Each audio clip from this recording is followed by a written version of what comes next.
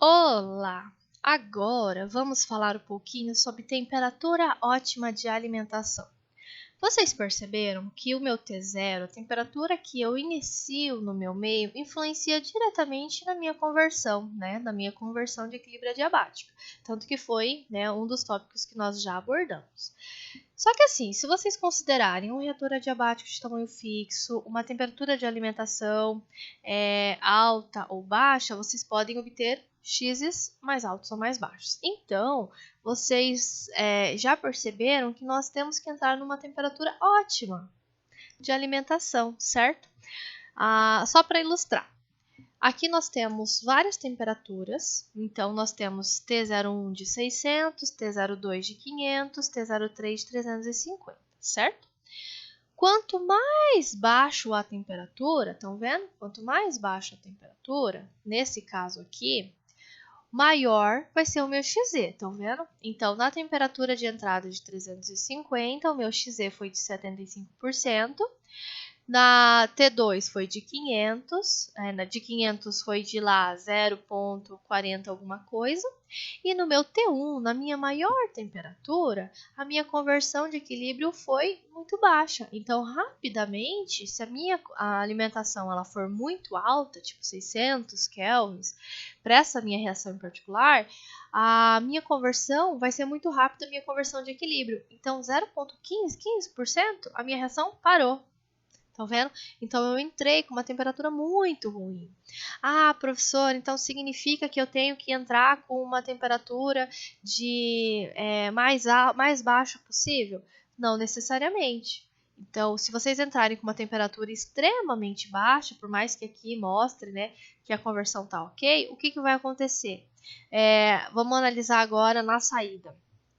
A gente tem três temperaturas, 350, 600 e 500.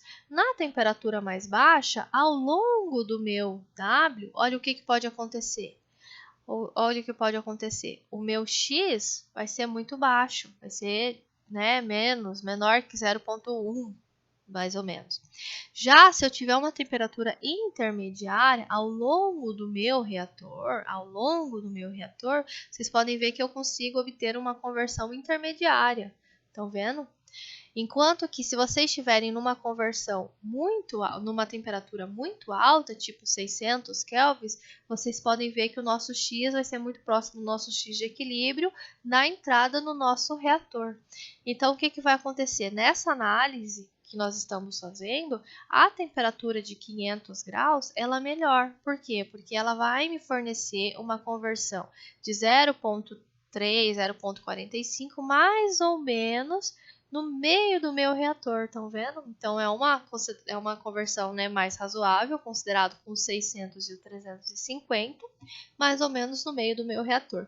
Dessa maneira, eu consigo dizer que para o meu processo catalítico, vocês vão buscar uma temperatura ótima de operação. Pode não ser essa, Esse aqui é só um exemplo hipotético, mas isso é para ilustrar que vocês sempre vão desviar dos extremos. Eu sempre vou ter uma temperatura intermediária, um ponto intermediário melhor para vocês trabalharem. Então, é por isso que é tão importante que vocês façam testes experimentais, variando temperatura, variando pressão, variando o que vocês puderem, além de conhecer a ordem da reação, a velocidade específica, para que vocês consigam maximizar o processo de vocês, aumentar o rendimento, diminuir custo e, consequentemente, maior lucro para a empresa de vocês, certo? Nas aulas passadas, nós falamos muito sobre PFR, PFR com trocador de calor, PFR encamisado, PFR adiabático, enfim.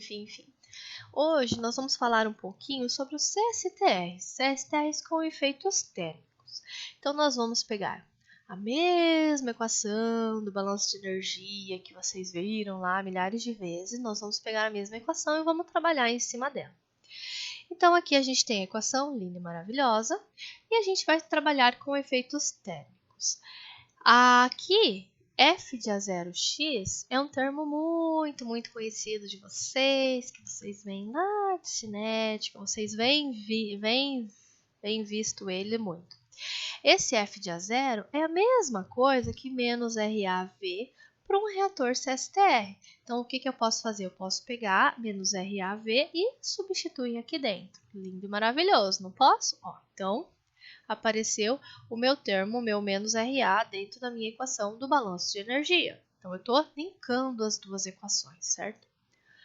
O que vai acontecer? Eu sempre disse, ai gente, o CSTR está bem misturado, então a corrente de saída é a mesma, né? Todas as condições da corrente de saída são as mesmas condições de dentro do reator. Ok, é a definição do CSTR. CSTR, né, o reator perfeitamente agitado. Então, mas esse reator ele só vai ser considerado isotérmico se a corrente de entrada que está entrando dentro do meu reator estiver na mesma temperatura do meu meio reacional interno, certo? Se estiver diferente, a minha reação ela é não isotérmica. Então, isso pode acontecer muito e isso deve ser levado em conta, certo? Dessa maneira, eu não posso mais desprezar o termo do calor. Então, da mesma maneira que a gente trabalhava com PFR lá, com troca térmica, a gente chamava que o calor, então, ele era uma relação do U vezes A vezes a diferente temperatura, sendo o coeficiente global de troca térmica, aqui no CSTR, mesma coisa. Mesma coisa. Então, a mesma equação. Então, nós vamos pegar a equação da taxa de transferência de calor para o nosso reator e vamos substituir dentro da equação, certo? Do meu balanço de energia. Vou fazer o quê? Vou substituir e vou isolar o x, porque muitas vezes o que eu quero é o valor do x. O que muda disso aqui para o que a gente estava fazendo antes? Eu tenho esse termo a mais. Antes eu não tinha, então tudo se resolve da mesma maneira. É igualzinho, a única coisa é que o exercício vai te falar quanto vale o U, ou vai pedir que você descubra o U. Então aqui nós isolamos para conversão, porque a maior parte das vezes o que vos é pedido é a conversão. Mas também posso, né, simplificar essa equação. Então, vocês podem ver que apareceram dois termos aqui, um Kzinho e um TC. Esse Kzinho aqui vai ser uma... Não confundam esse K com a velocidade específica da reação. Vocês podem chamar aqui de KU, por exemplo, para que vocês não se confundam, tá? Porque tem o U aqui dentro.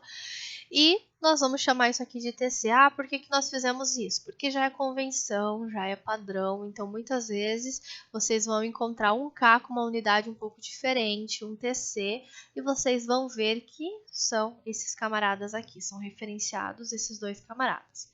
Então, nós só pegamos, né, simplificamos e chamamos de KU, né, a relação entre o AF de A0 e CP0 e o TC, a relação entre os T's e o KC, certo?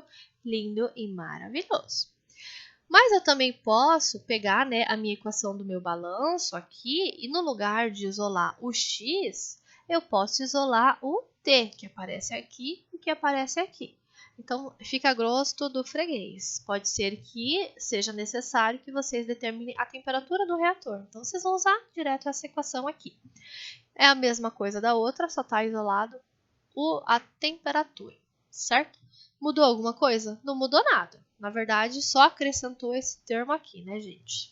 Vamos conversar, né? Vamos resolver um exercício? Vamos.